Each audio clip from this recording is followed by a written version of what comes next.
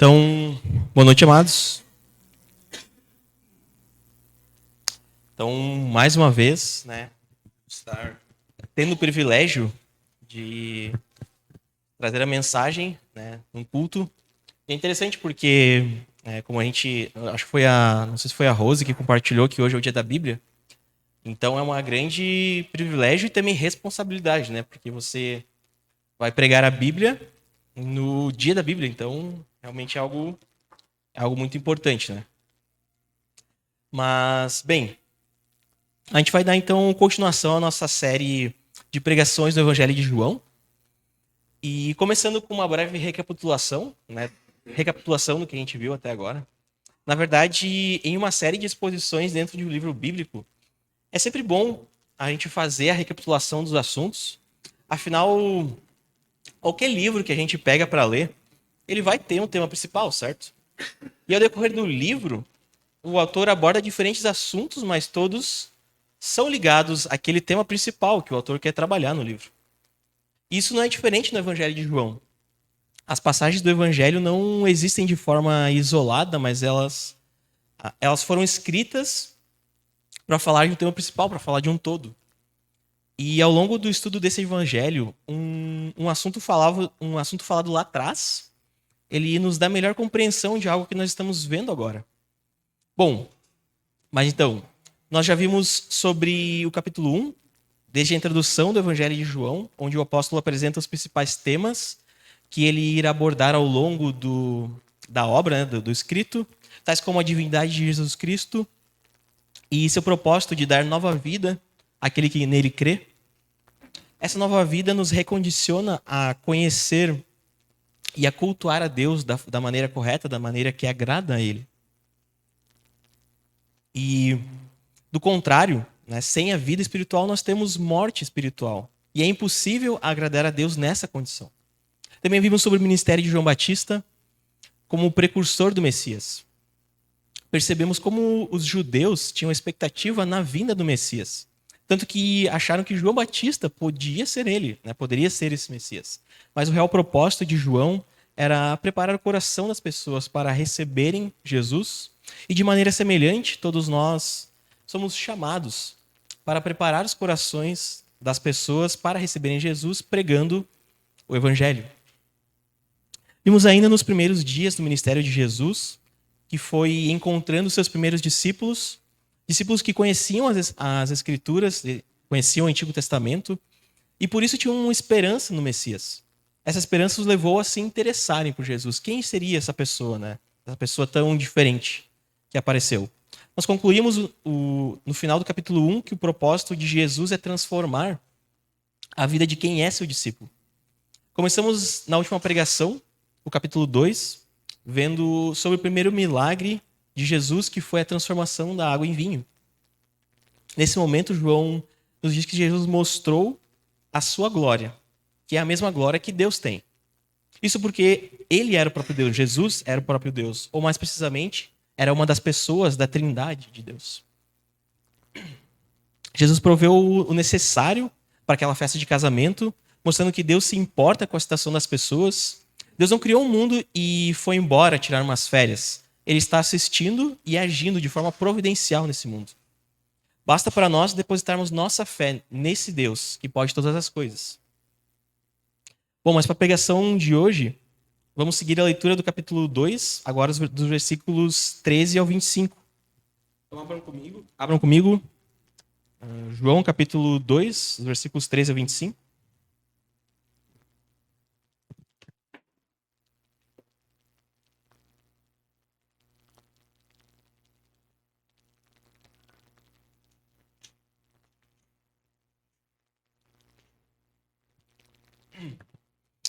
Então, a partir do versículo 13 diz o seguinte: Era quase a época da festa da Páscoa judaica, de modo que Jesus subiu a Jerusalém.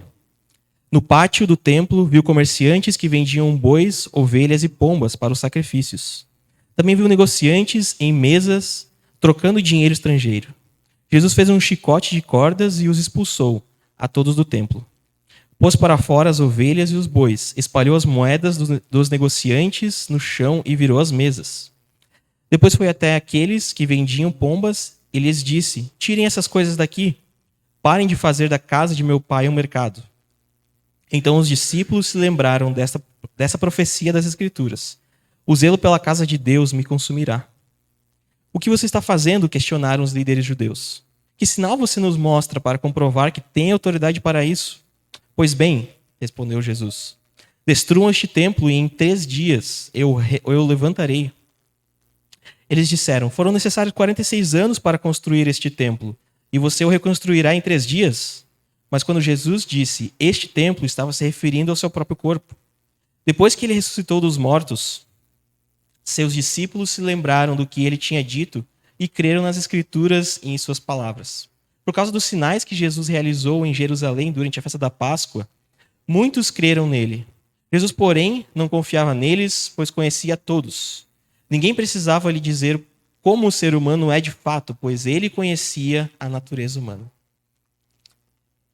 Então, após o relato... esqueci de dizer isso. Eu estou usando a versão NVT para minha pregação. Então, após o relato das bodas de Caná, na Galileia, João escreve sobre a ida de Jesus para Jerusalém. Afinal, estava chegando a época da Páscoa. A Páscoa é uma das 3 festas anuais que os judeus celebravam. Além dela, havia a festa das colheitas, ou festa das semanas, e também tinha a festa dos tabernáculos, também chamada de festa das cabanas. A Páscoa era sempre comemorada no 14º dia do mês de Nissan, que no calendário hebraico era o primeiro mês do ano. Nesse dia, eles imolavam um cordeiro, sacrificavam um cordeiro, assavam e comiam a carne junto com ervas amargas. Essa celebração era muito importante para os judeus, pois os lembrava do livramento do cativeiro, da escravidão no Egito. O amargor das ervas lembrava deles o amargor da escravidão no Egito. Já o sacrifício do cordeiro lembrava eles de que alguém teve que morrer para que o povo fosse livrado do juízo de Deus. E a partir do 15º dia, depois do 14º dia, depois da comemoração da Páscoa, começava a celebração da festa dos pães sem fermento, que durava uma semana. É interessante observar que algumas passagens bíblicas, como essa aqui que a gente leu, que nós lemos, ele se refere à festa da Páscoa como tanto o 14º dia de Nissan, como toda a semana que se segue logo após ela. Todo esse período, às vezes, pode ser chamado de festa da Páscoa. E como lemos, Jesus compareceu a essa festa. É interessante notar que são textos como esse que nos dão a informação de quanto tempo Jesus teve de ministério aqui na Terra. Ou por acaso alguém aqui já leu um versículo que diz quanto tempo durou o ministério de Jesus aqui na Terra? Não existe um texto na Bíblia que diretamente nos fala Jesus ministrou X anos, tantos anos. Não tem. Mas ainda assim, nós sabemos que o ministério de Jesus teve duração de pelo menos 3 anos. Mas como isso é possível?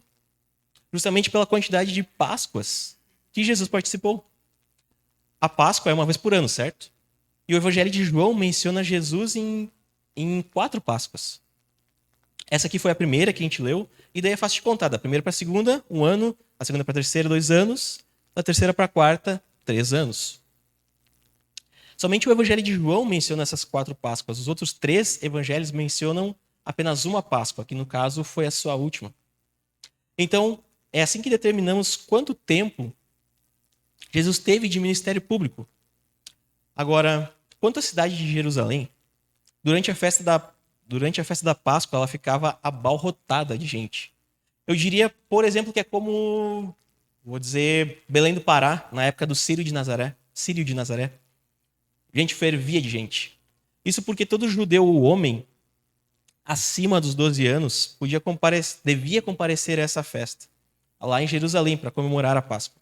Deus havia determinado isso lá em Deuteronômio capítulo 16. Podemos abrir lá rapidamente? Deuteronômio capítulo 16, os versículos 16 e 17.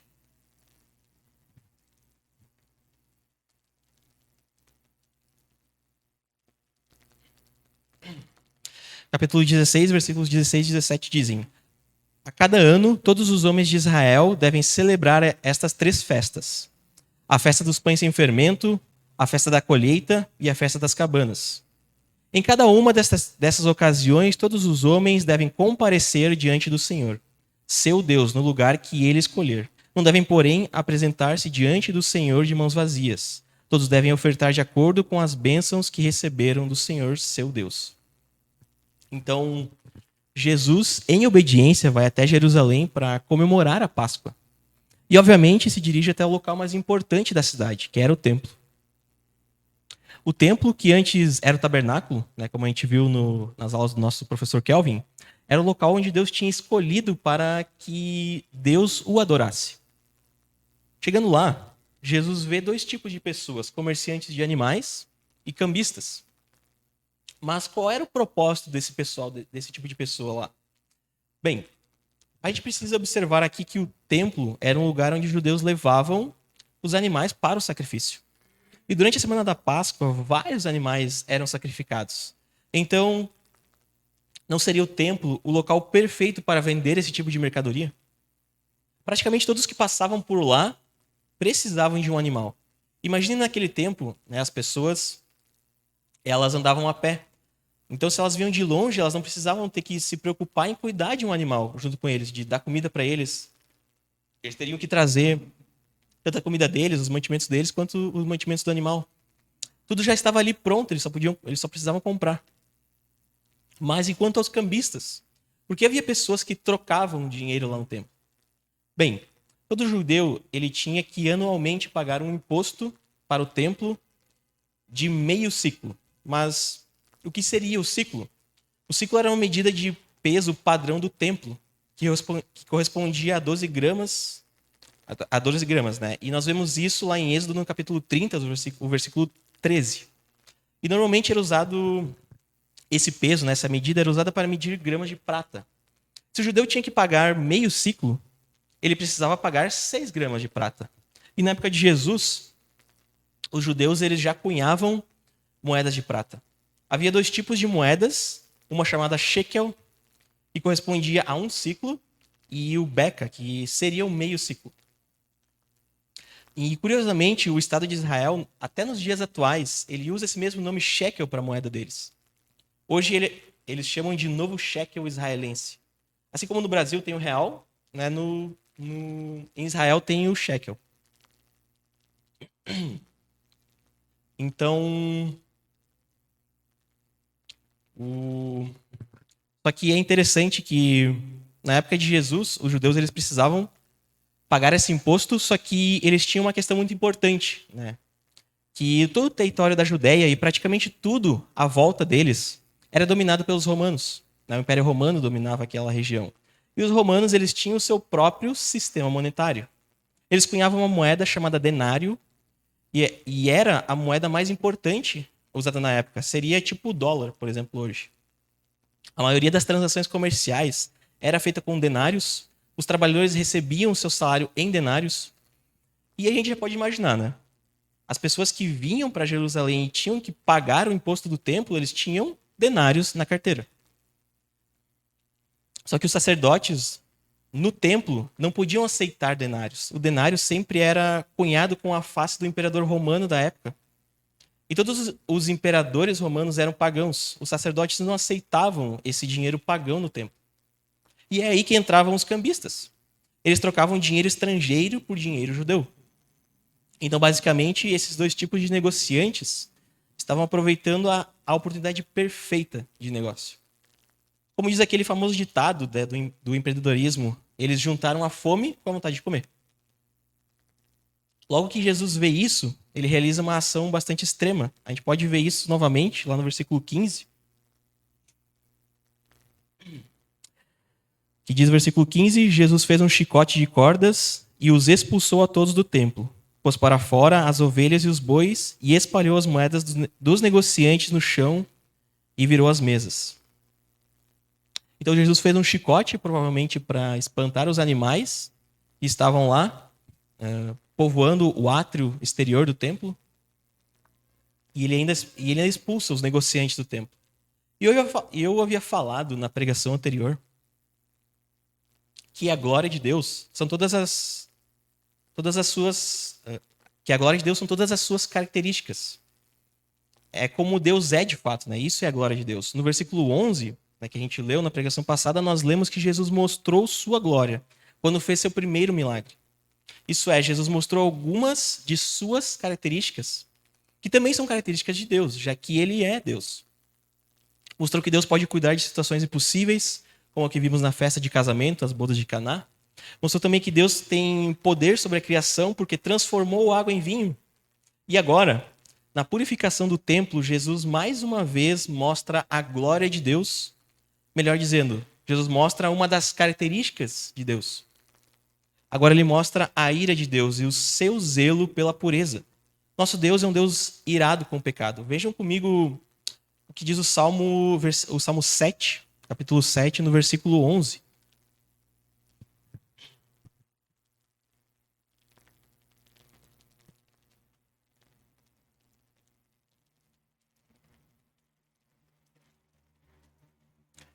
Então Deus diz, Salmo 7, 11, é dito: Deus é um justo juiz. Todos os dias ele mostra sua ira contra os perversos.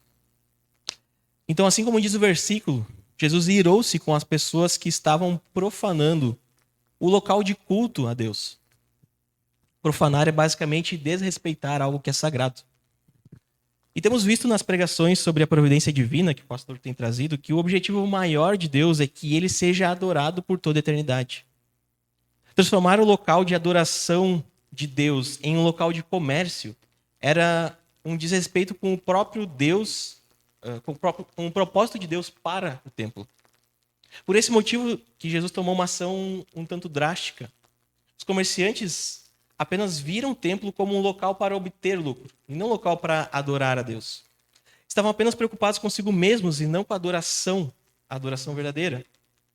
Mais tarde, o apóstolo Paulo vai mencionar esse problema também dentro da igreja. Olhem comigo 1 Timóteo, capítulo 6, versículo 5.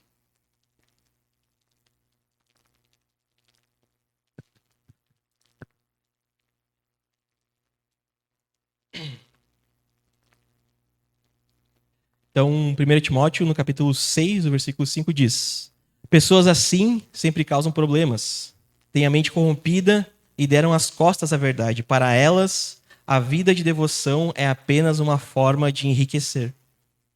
Então, falsos mestres se aproveitavam da adoração a Deus para ganhar dinheiro.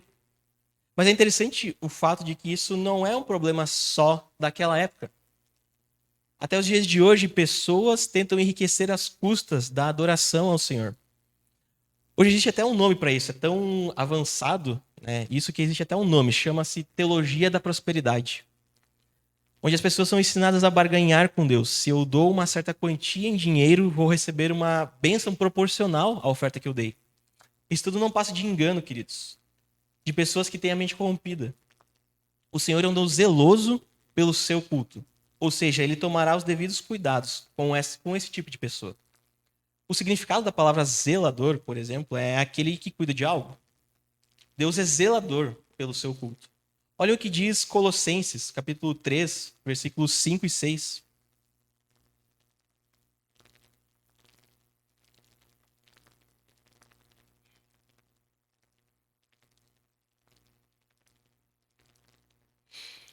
Então, Colossenses, capítulo 3, 5 e 6 diz: Portanto, façam morrer as coisas pecaminosas e terrenas que estão dentro de vocês. Fiquem longe da imoralidade sexual, da impureza, da paixão sensual, dos desejos maus e da ganância, que é a idolatria. É por causa desses pecados que vem a ira de Deus. Então, o pecado da ganância dos comerciantes foi o que profanou o templo e trouxe a ira de Jesus sobre eles. Bom, mas continuando a nossa leitura, em João, o texto também nos mostra como os discípulos enxergaram essas ações de Jesus. Olha o versículo 17 lá em João, capítulo 2 de novo. Versículo 17 diz: Então os discípulos se lembraram desta profecia e das Escrituras. O zelo pela casa de Deus me consumirá. Então, eles lembraram de um salmo, mais precisamente do Salmo 69, versículo 9.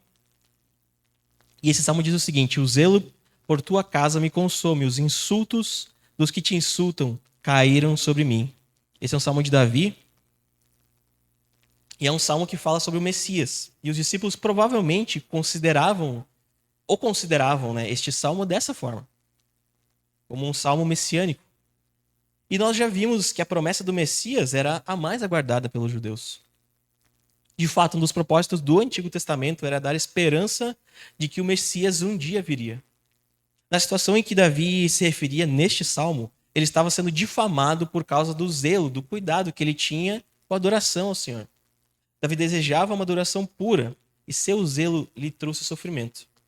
Agora o mesmo estava para acontecer com Jesus e os discípulos relacionaram os dois casos.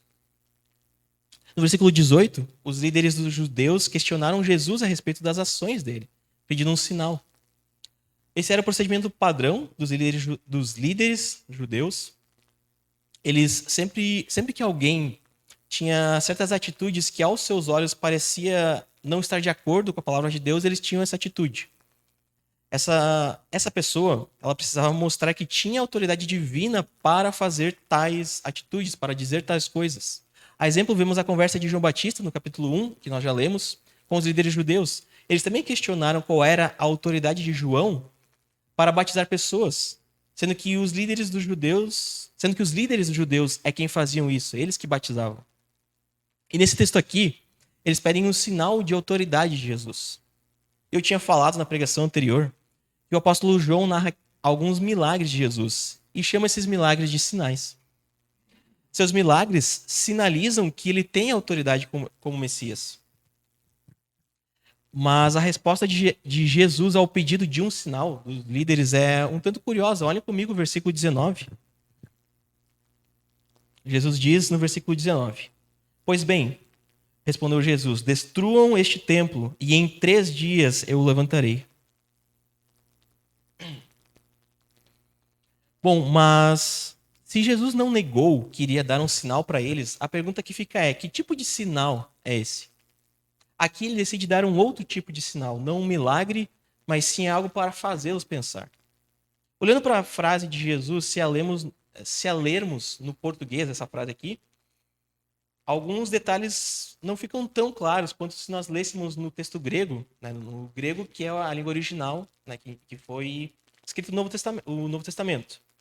3 palavras chamam a atenção especial. A palavra grega traduzida por destruam é lúzete, que podia se referir tanto a derrubar uma construção quanto derrubar um corpo humano, ou seja, matar. A palavra grega traduzida aqui por templo é naon, que era mais utilizada para falar sobre o santuário, ou lugar santíssimo.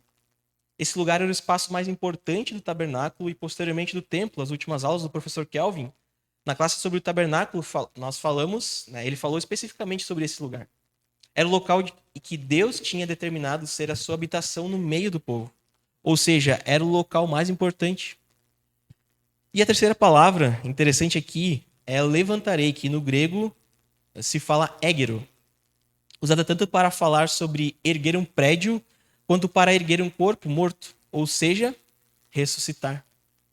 Basicamente, essa frase, como um todo, era uma frase meio ambígua, tinha 2 sentidos. Para ficar mais claro, dar um exemplo. Se eu pense na frase, você não pode cortar essa manga. Se eu, por exemplo, for imaginar o Vitor falando isso para a Márcia, qual é o cenário em que nos vem à mente? Provavelmente você imagina a Márcia com uma faca na mão, né, indo cortar uma fruta, né, que é a manga.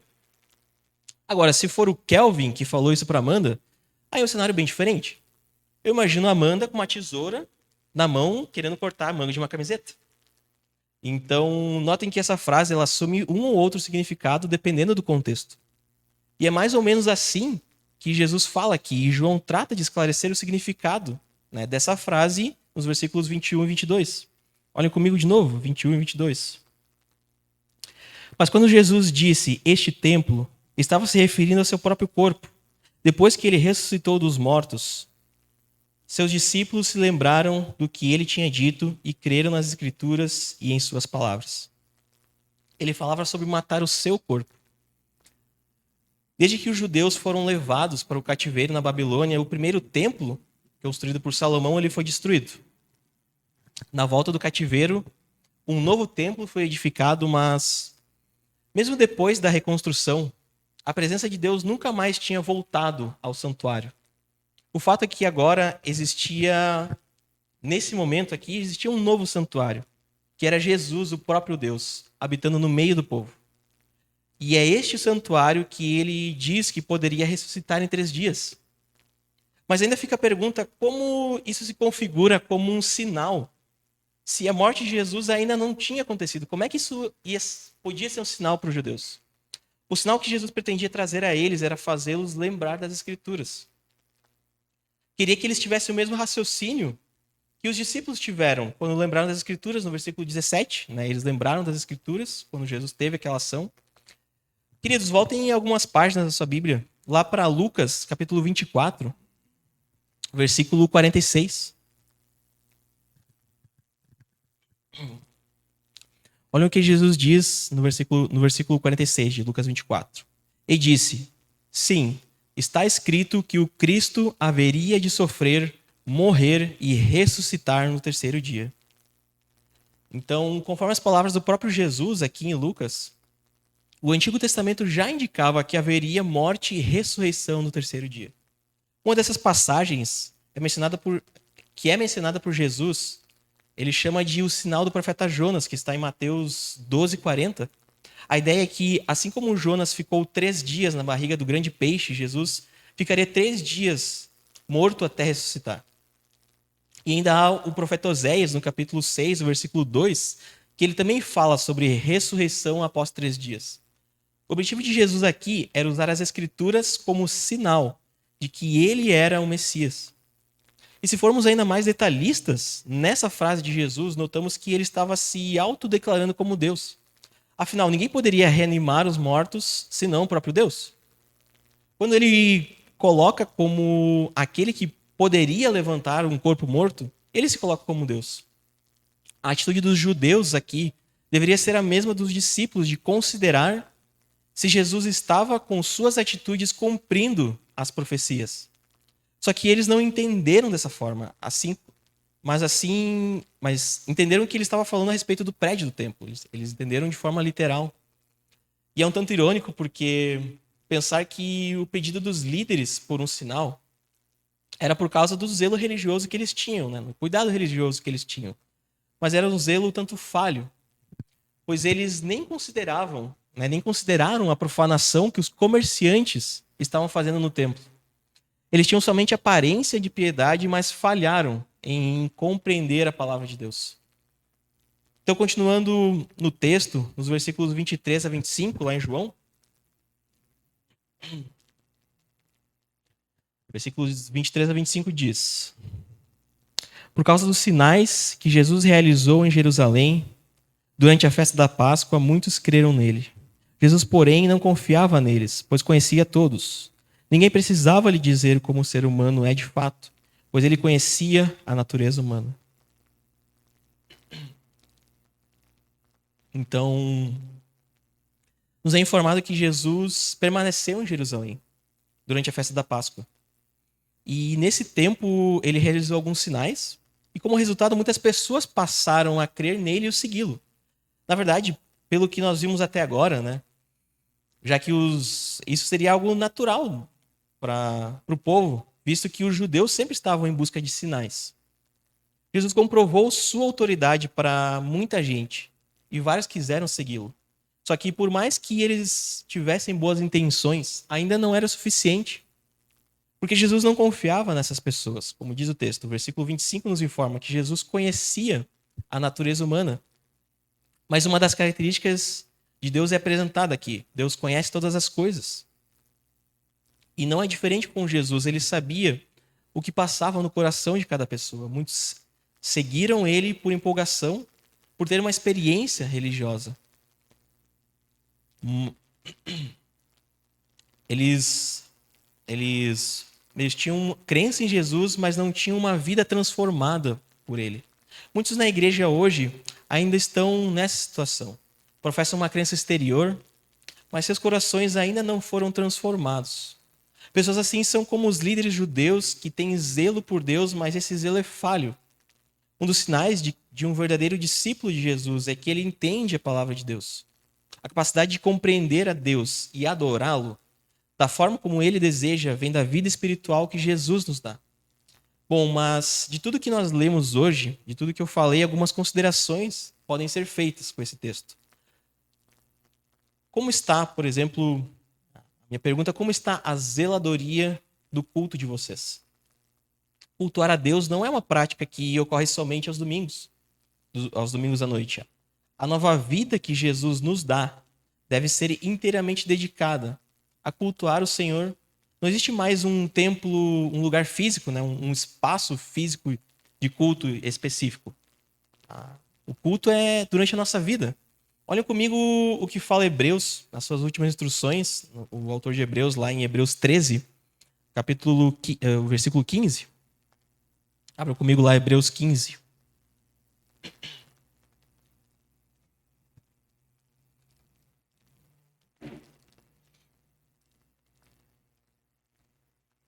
Então, assim diz Hebreus capítulo 13, versículo 15. Assim, por meio de Jesus, ofereçamos um sacrifício constante de louvor a Deus, o fruto de lábios que proclamam o seu nome. Então, o objetivo maior de Deus para nossas vidas é que cultuemos o Senhor de forma constante e integral. Então, queridos, façamos um serviço de zeladoria em nosso coração. Nos livremos daquilo que é profano para o nosso culto ao Senhor. Peçamos ao Senhor que examine o nosso coração e o purifique do pecado que atrapalha a nossa adoração ao Senhor. Tenha cuidado para que Deus não precise lidar com sua atitude profana. Outra coisa, cuidem também da igreja de Deus. Lembrando que a igreja são as pessoas e não o prédio. Olha ainda em Hebreus, né, só que agora no capítulo 12, versículos 15 a 17. Olha o que diz Hebreus, capítulo 12, versículo 15. Cuidem dos outros, para que nenhum de vocês deixe de experimentar a graça de Deus. Fiquem atentos para que não brote nenhuma raiz venenosa de amargura que cause perturbação, contaminando muitos. Vigiem para que ninguém seja imoral ou profano, como Esaú, que trocou seus direitos como filho mais velho por uma simples refeição. Como vocês sabem, mais tarde, quando ele quis a bênção do pai, foi rejeitado. Era tarde para que houvesse arrependimento, embora ele o tivesse implorado com lágrimas. Então, queridos, estejamos constantemente em vigilância e oração contra algo que afeta negativamente a nossa vida com Deus, tanto a vida pessoal quanto a vida em comunidade. Ore por seu irmão, aconselhe o seu irmão, exorte o seu irmão. Não deixe que o culto dele seja profanado. A mensagem que Jesus passou ao purificar o local de adoração daquilo que desonra a Deus deve nos mover a buscar esse mesmo zelo em nossas vidas. O nosso pecado é o que profana nosso culto ao Senhor, e a solução para isso está em Jesus Cristo. Ele é quem pode purificar Ele é quem pode purificar o nosso culto da profanação que o nosso pecado nos causa. Se você hoje tem dificuldade para cultuar o Senhor, se você hoje se sente com dificuldade em compreender a palavra de Deus e até de aplicá-la em sua vida, quem sabe Deus não está chamando para se arrepender de seu pecado e confiar em Jesus Cristo como seu Salvador e seu purificador. Queridos, sem a nova vida que Jesus nos dá, que vem por meio do arrependimento, não há purificação de pecados. E sem isso não existe escapatória da ira de Deus. Portanto, não faça como Esaú, que teve uma atitude profana. Quando ele se deu conta, né, já era tarde demais para receber a bênção do seu pai. Arrependam-se enquanto ainda há tempo. 1 João, no capítulo 1, versículo 9, diz que se confessarmos nossos pecados, ele é fiel e justo para perdoar nossos pecados e nos purificar de toda injustiça. Então, como diria nosso pastor, não deixe para mais tarde, pois pode ser tarde demais. E busque a purificação do seu culto, né, por meio de Cristo.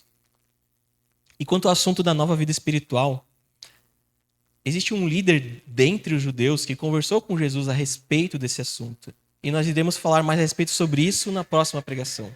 Mas por hoje ficamos por aqui. Então, oremos, queridos. Pai amado, queremos chegar na tua presença, Pai, para realmente te agradecer, Senhor, pelo zelo que tu tens com a tua adoração, Pai. É um zelo que traz ira, né, ao pecado. É um zelo que se importa, Senhor, em buscar o cuidado com a tua adoração, Senhor, porque teu objetivo final, Pai, para todos nós é te adorarmos, Pai, eternamente. Que possamos estar diante da cruz de Cristo, examinando nossos corações e buscando, Senhor, da tua graça, Pai. Que possamos estar examinando a nós mesmos, que possamos estar examinando a igreja, Senhor, que não nos deixemos cair em pecado, Pai. Porque isso tudo desonra o Senhor e isso tudo profana o teu culto, Pai. Que assim possamos buscar diante da cruz, Senhor. Ao identificar o pecado, nos arrependermos, Senhor, e buscarmos diante de ti, Senhor, o perdão dos nossos pecados, Senhor. Porque é só tu, Pai, que pode purificar o nosso culto, Senhor, a nossa adoração. Que isso possa ser verdade, que possamos lembrar agora, nesse momento de Natal, Senhor, que Cristo, ele nasceu como representando o novo santuário, Senhor, o novo local de habitação do Senhor no meio do povo, e que de fato, Senhor, possamos te honrar e te glorificar, Senhor, porque tu vieste até nós, Pai. Que possamos te buscar, Pai, em todos os momentos da nossa vida e que o nosso culto seja constante, Senhor, para a tua honra e para a tua glória, Senhor. É isso que eu te peço em nome do Senhor Jesus Cristo. Amém.